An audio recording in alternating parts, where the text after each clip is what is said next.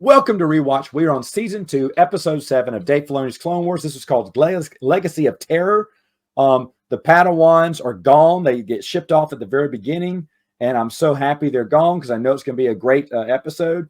Unduli is going after Poggle the Lesser, and they're trying to capture him. Unfortunately, she gets captured, and Anakin and Obi-Wan go to her rescue where they discover a queen. Now, the queen has these like zombie, it's a zombie hive mind, meaning all the little insects there's this worm that crawls up into their head and animates them. And so even though they're getting cut up and, destroyed, they still keep coming at you because they're like a zombie hive mind. It's kind of cool. And they meet the queen, destroy there's a great scene where Nduli's captured. They're going to give Nduli one of the worms so that, they'll be able to control a Jedi. And the whole time, Anakin's like, when do we strike? And Obi-Wan's like, not yet, not yet. And then he goes, because we need to find out about the queen. We need to find out what her purpose is, what's driving her, what her goal is. Obi-Wan's, gathering information. Well, then when the worm is coming up to Nduli, he goes, Master. And Obi-Wan goes, patience. He said, this is another thing we want to see how it works. And then Anakin goes, I don't think Master Nduli wants to see that. And Nduli goes, I do not, Anakin. Because the worm's going around. It's like, I do not want to see this. And it's a funny scene because Obi-Wan's going, do you think it'll enter the ear or the nose? And Anakin's like, nose. Like now he's engaged. And Nduli's like, I am not interested in finding this out.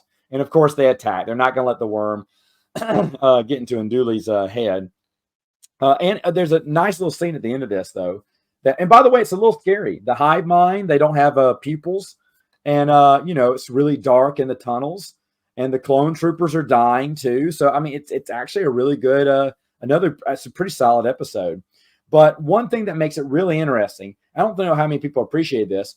Obi-Wan captures one of the worms. He wants to study it, Well, during the fight, it breaks loose and falls on the ground, and Anakin stomps on it. He's like, Anakin, no. He went, I wanted to study that. He went, study the bottom of my foot. Let's go, because Anakin's all rough and tough, and, he doesn't think twice. He's a man of action, which is who Anakin is. I felt that was very like Anakin, whereas Obi-Wan has more of Qui-Gon in him. He wants to understand every living being, and I like that. And I don't know if the show is being that smart. I really don't think the show's being that smart. It could be.